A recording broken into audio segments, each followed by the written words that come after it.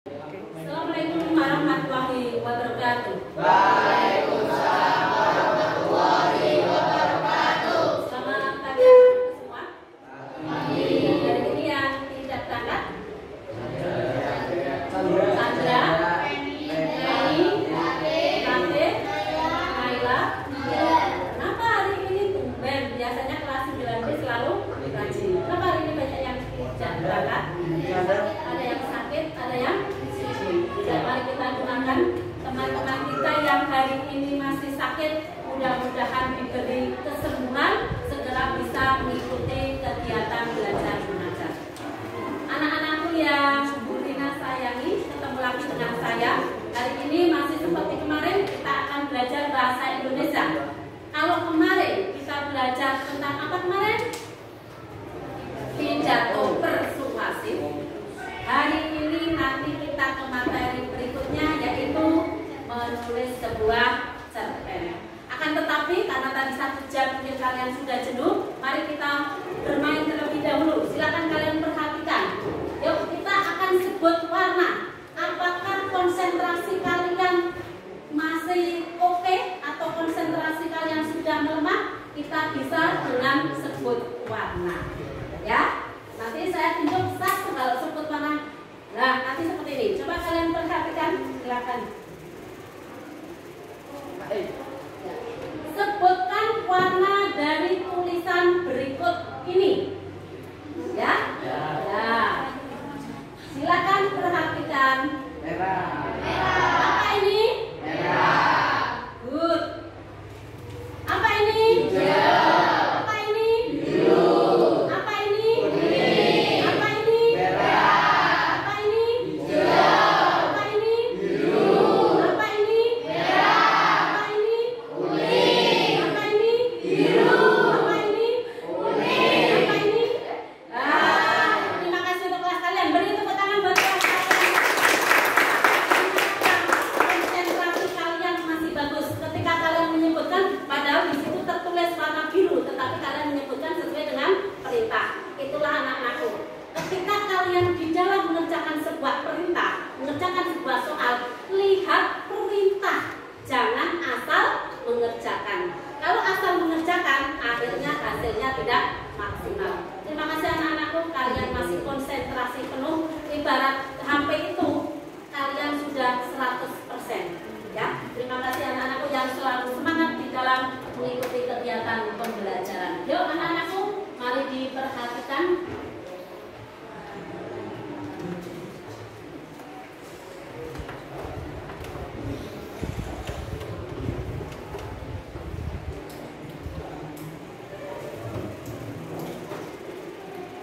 Kalian jangan melihat fotonya ya, melihatnya materinya saja. Karena ini hanya sebagai pemanis kata masyarakat. Kalau sesuatu tidak diberi pemanis, akhirnya akan menjadi pahit, sepahit hati masyarakat ketika diputuskan oleh pacarnya. Anak-anakku, silakan kalian perhatikan. Sekali lagi jangan lihat tampilan gambar saya, tetapi lihatlah yang materinya ya. Maaf ini kelihatannya dapat? Dapat atas apa enggak? Enggak cukup. Ya. Anak-anakku, silakan kalian perhatikan. Hari ini kalian akan belajar bagaimana mengidentifikasi unsur pembangun cerita pendek. Ya. Cerita pendek. Apa sih cerita pendek? Sekarang dilihat dulu kompetensi dasarnya. Kompetensi dasarnya, yang kompetensi pengetahuan 3.5 ya. Kalau pengetahuan itu berarti berkaitan dengan pengetahuan, yaitu apa? Mengidentifikasi unsur pembangun karya sastra dalam teks cerpen yang dibaca atau didengar. Ini namanya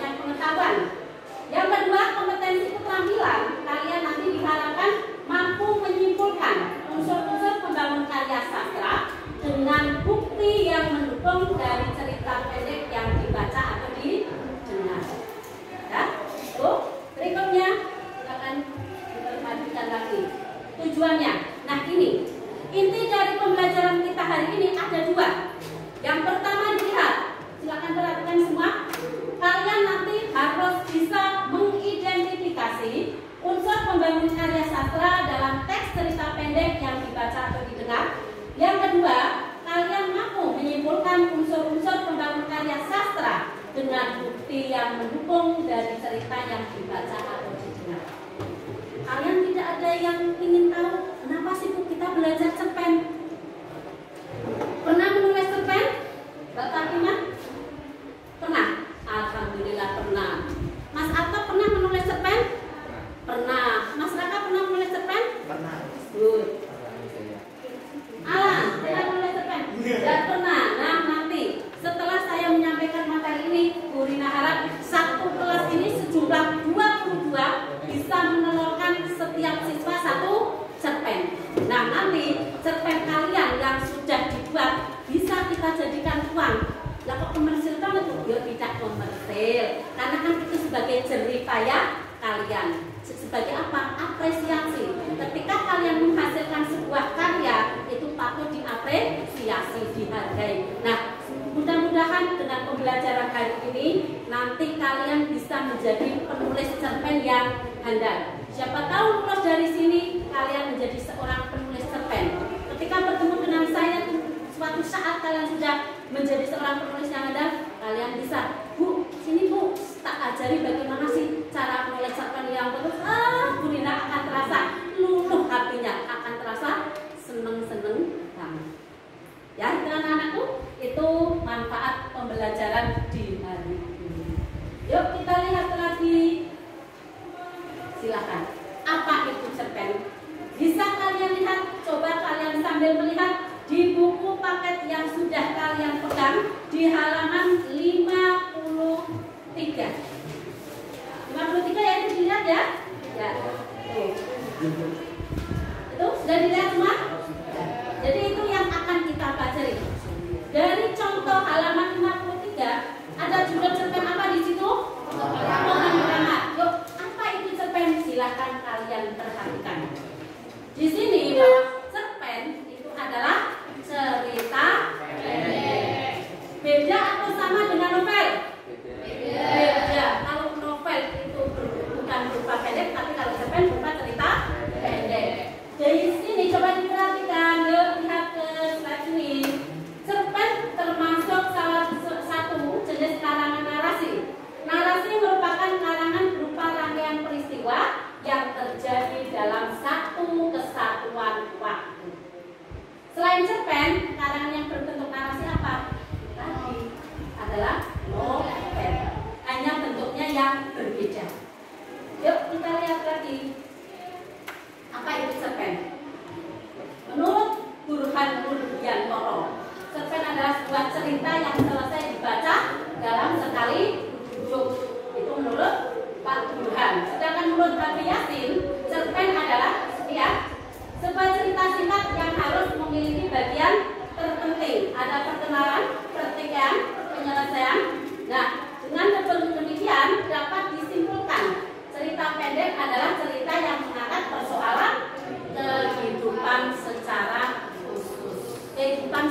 khusus. Jadi nanti kalian bisa menuliskan sebuah cerpen dari pengetahuan yang kalian dapatkan, dari pengalaman kalian, dari persoalan kalian. Persoalan apapun bisa diangkat menjadi sebuah cerpen. Begitu ya anak-anakku ya? Sudah ada gambaran ya? Oke, kita lanjut. Nah, biar kalian bisa membuat sebuah cerpen ya, ini ciri-ciri cerpen dulu. Panjang karangan kurang lebih 10 halaman. Kurang lebih berarti bisa lebih, bisa kurang tidak? Bisa, tapi kurang lebih 10 halaman, tetapi kurangnya tidak boleh banyak, minimal 9 halaman. Jumlah kata tidak lebih dari 10.000 kata. Berarti nanti saya hitung Bu, biar ada 10. Ya tidak perlu. Kalian kira-kira kalau sudah 10.000 kata, berarti sudah layak disebut sebagai cerpen. Yang ketiga, hanya ada satu peristiwa yang menguasai jalannya cerita. Jadi dalam sebuah cerita cerpen, kamu tidak boleh mengangkat dua tema. Misal, saya contohkan, kalian mengangkat persahabatan dan keluarga, itu tidak boleh dalam sebuah cerpen. Hanya satu. Kalau mau tentang persahabatan, ya persahabatan. Kalau mau tentang keluarga, ya keluarga. Jadi hanya satu tema. Begitu ya. Yuk, berikutnya terdapat konflik, tetapi tidak menimbulkan perubahan nasib nasib pelaku. Nah, ini cerpen. Ketika kalian membuat sebuah cerpen, misal kamu membuat sebuah cerpen ada tokoh A dan B. Tokoh A di sini dikategorikan dia itu sebagai tokoh antagonis, tokoh B protagonis. Nanti sampai akhir dia akan seperti itu, tidak akan mengalami perubahan nasib. Itu yang dinamakan dengan cerpen. Berbeda dengan novel, itu akan bisa mengalami perubahan nasib. Paham ya? Lanjut, berikutnya diperhatikan. Hanya mempunyai satu alur.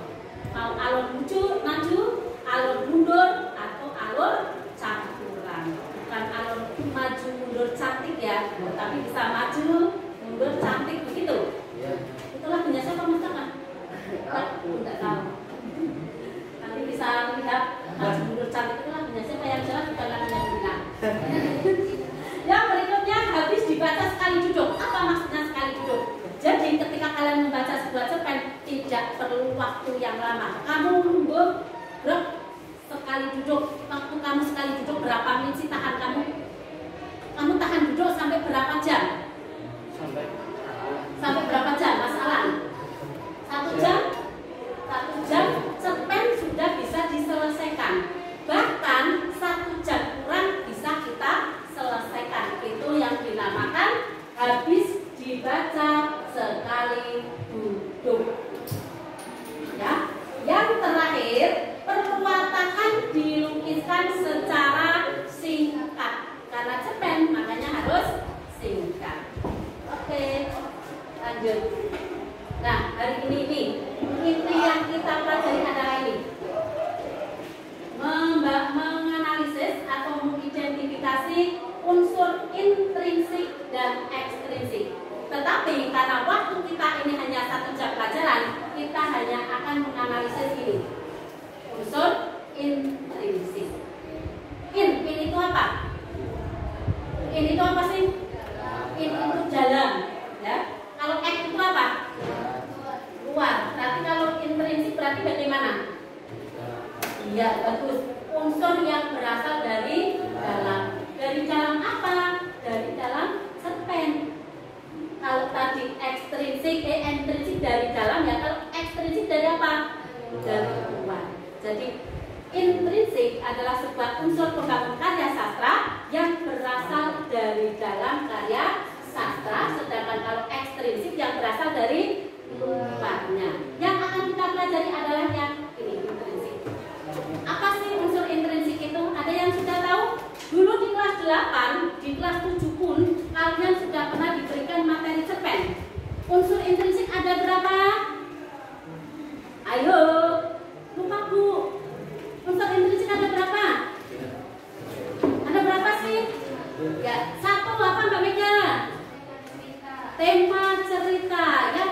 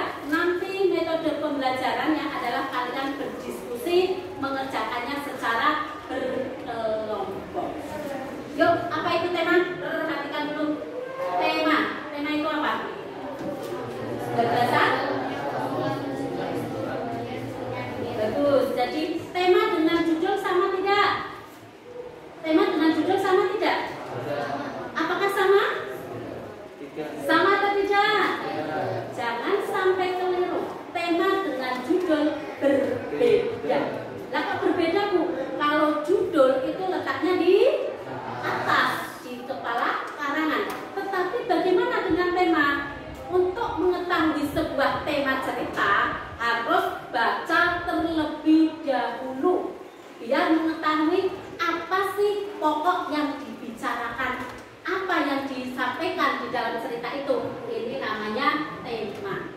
Jadi sekali lagi diingat-ingat ya, karena sekarang masih banyak yang mengatakan, Bu, judul sama tema itu sama. Itu berbeda ya. Kalau judul kepala karangan, sedangkan kalau tema adalah apa inti dari cerita. Untuk mengetahui tema bagaimana? Baca dulu baru kita ketahui yang disebutkan tentang ini. Paham? Ya. Yang kedua, latar. Siapa yang di rumah punya latar? Ada yang punya latar? Punya. Latar itu letaknya di depan atau belakang? Di depan atau belakang? Ini kalau latar rumah kalian ya. Nah terus kalau latar cerpen itu apa? Nih, perhatikan. Yaitu keterangan mengenai waktu, tempat, ini bukan suasana ya, suasana. Nah di sini latar terbagi 3, latar waktu, latar tempat, dan suasana. Latar waktu itu di mana, kapan terjadinya, sedangkan latar tempat itu di mana, suasana, rasa. Saya contohkan, saya punya kutipan cerpen seperti ini. Misal ya, saya punya kutipan cerpen di sebuah kamar yang sejuk. Di sebuah kamar yang sejuk, bayangkan kamar yang sejuk. Gapan merenungi nasibnya. Dia berpikir, besok pagi saya akan makan apa ya, biar saya bisa kenyang dan bisa menjalani kehidupan. Sambil berbaring, datang memandangi ke arah luar halaman rumah. Ia memandangi banyak teman-teman bermain bola di halaman luar. Gatang ingin mengikuti teman-teman, tetapi dia masih bingung karena hatinya masih sedih. Nah, itu contoh. Sekarang saya tanya, dari kutipan yang tadi saya bacakan, latar waktunya di mana? Kapan? Latar waktunya kapan? Kapan? Terus latar waktu tempatnya di mana? Walaupun tadi ada kata di kamar dan di halaman luar, tetapi si pelaku, si tokoh itu terjadinya di mana? Ya, di kamar. Walaupun tadi ada 2 tempat. Yang ketiga, latar suasananya. Gambaran suasana kata bagaimana tadi? Ya, kelihatan. Paham untuk kedua ini? Alhamdulillah. Sekarang satu lagi, penokohan. Tokoh dengan penokohan sama atau tidak? Tokoh dengan penokohan sama atau tidak? Sama atau beda? Beda. Sekarang coba nih, perhatikan. Kamu tahu Upin Ipin? Ya, Upin. Ini contoh ya, Ipin. Upin Ipin ini disebut tokoh atau penokohan? Tokoh atau penokohan? Ya, ini disebut sebagai tokoh. Contoh misalnya, Upin seorang yang baik hati. Misalnya Ipin seorang yang keras kepala. Ini disebut sebagai apa? Penokohan. Nah, mesti sudah bisa, walaupun Bunda tidak menerangkan, kalian sudah jelas. Kalau tokoh itu tokoh atau pelakunya, sedangkan kalau penokohan adalah sifat watak karakternya. Ya. Nah di sini karakter itu bisa dilihat secara 2, yaitu yang pertama analitik secara langsung. Kalau ada kata Upin adalah anak yang baik hati, berarti secara langsung. Tetapi bisa secara dramatik. Dramatik itu apa? Dilihat dari tingkah laku anak itu, dilihat dari cara berpakaiannya, dilihat dari tindakan. Setiap hari Ipin ketika pulang sekolah selalu melempar tas. Dia selalu tergopoh-gopoh masuk kelas tanpa salam. Nah, itu bisa kita ketahui dengan cara dramatik. Paham? Jelas? Oke, pelatihan sekarang diperhatikan. Ada sebuah contoh ini.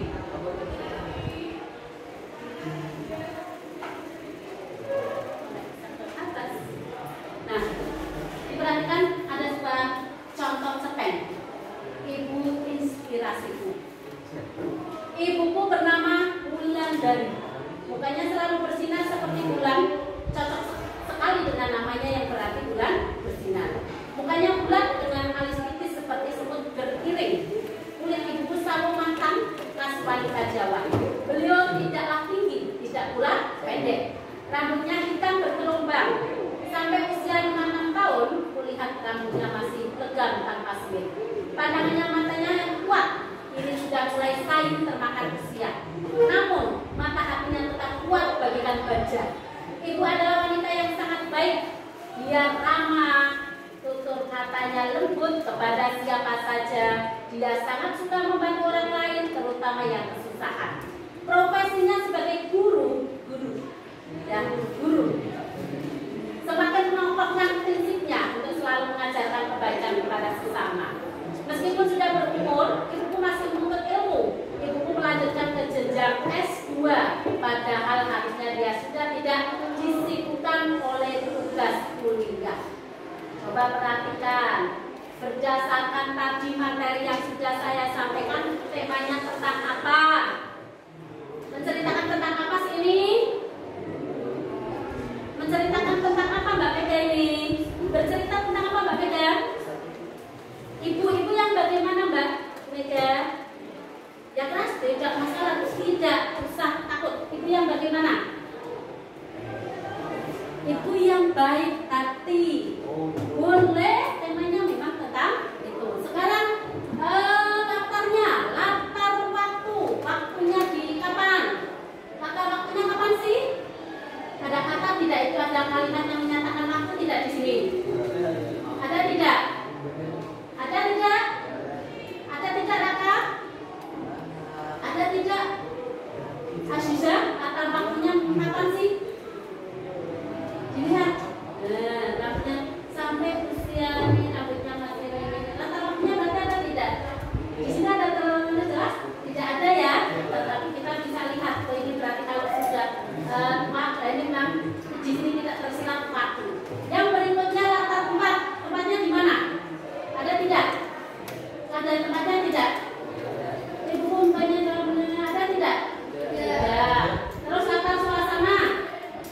Apa suasananya? Suasananya bagaimana? Suasananya bagaimana sih? Suasananya bagaimana ini? Menyenangkan? Menyenangkan apa menyenangkan? Karena ibu masih walaupun masih sudah berumur ini, tetapi tetap menuntut ilmu. Itu latar. Berikutnya penokohan. Tokohnya siapa di sini? Ya. Terus penokohannya bagaimana? Ibu bagaimana? Ibu seorang ya? Ya. Itu ya? Paham? Oke. Dari pembelajaran hari ini sebelum saya menyampaikan tugas, kira-kira ada pertanyaan? Ada yang mau bertanya? Dari pertama tentang tema, tentang latar, tentang penokohan. Ada yang mau bertanya? Ada yang mau bertanya? Sudah jelas semua? Alhamdulillah. Kalau sudah jelas, silakan kalian berkelompok. Satu kelompok 4 siswa maksimal. Boleh 3. Kalau misalnya itu boleh 3, boleh 4. Minimal 3, maksimal 4. Silakan. Saya beri waktu saja untuk kelompok ini, kelompok 1.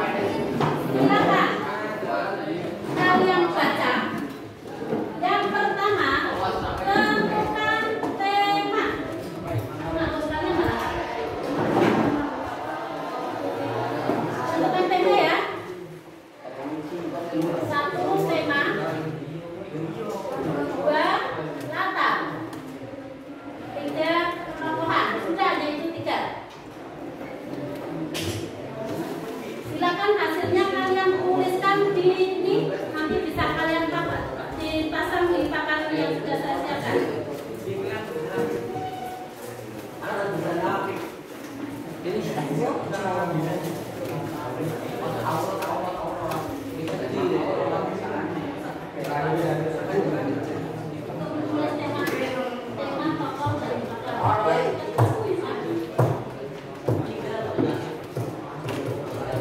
Silakan tentukan 3 unsur prinsip. Menuliskan ya, tema, tokoh, dan penokohan. Oke, dibaca. Karena cepet itu hanya sekali huruf, tidak membacakan huruf yang panjang. Untuk menuliskan tokoh, tema, dan penokohan.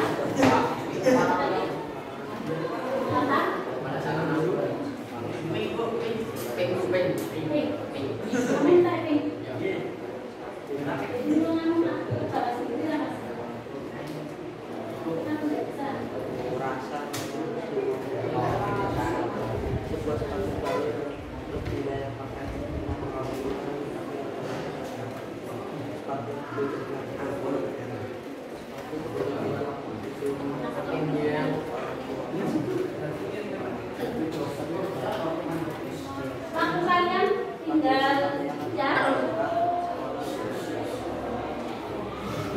Ingat, ketika kalian berdiskusi, kalian mengerjakan tugas, saya tetap melakukan penilaian. Jadi walaupun kelompok, ada penilaian individu. Bagi yang tidak aktif, nilainya tentu akan berbeda dengan yang aktif, ya.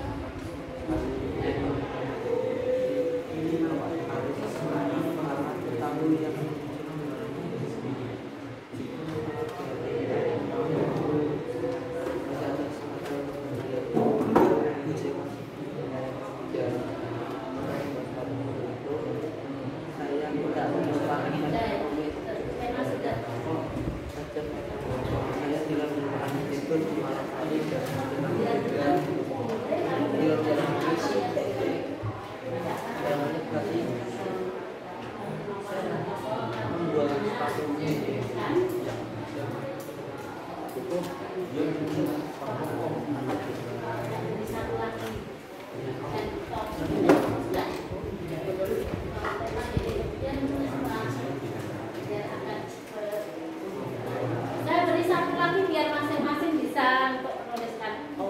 Biar berbagi tugas, kamu misalnya menuliskan apanya, temanya, ya, kamu menuliskan tokohnya, kamu menuliskan latar. Itu ya. Oke.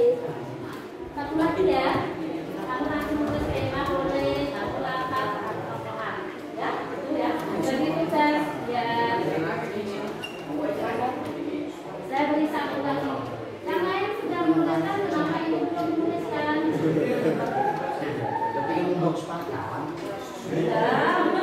Yang namanya cepat. Kalau saya punya contoh cepat malah lebih banyak lagi, Mas. Kalau ini sudah termasuk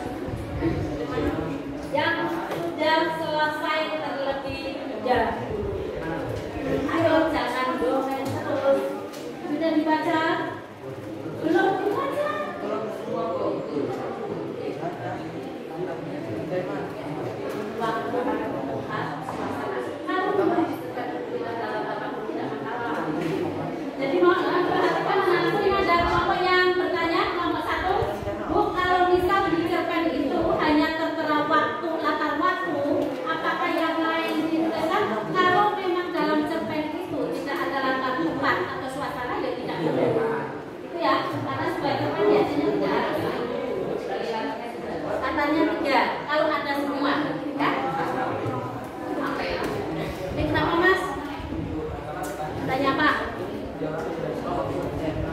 Bebas mau seperti apa? Bebas ini hanya gurina memudahkan biar agak cepat gitu kan, biar berbagi. Temanya mau ada dilihat lagi. Satu cerpen, satu tema. Latarnya hanya 2, tidak masalah. Silakan dituliskan. Yuk, waktunya tinggal 1 menit. Bagi kelompok yang sudah selesai, silakan tempel di papan pajak. Yuk, kelompok yang sudah selesai, silakan tempel di papan pajak.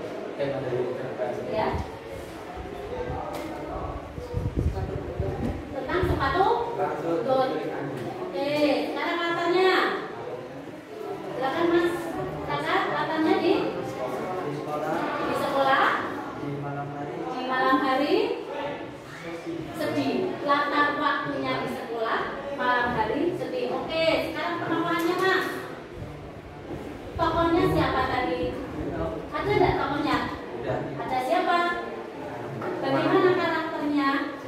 Karakter